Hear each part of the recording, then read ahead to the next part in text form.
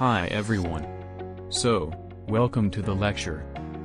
In this lecture we learn about software products and the basics of product specification.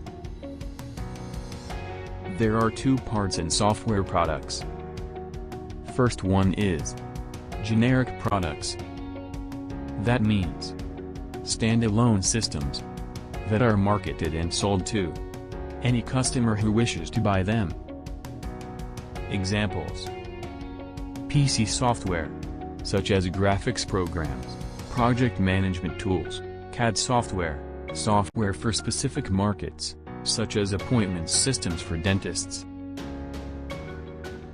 Second one is customized products. That means software that is commissioned by a specific customer to meet their own needs. Examples: embedded control systems, air traffic control software, traffic monitoring systems.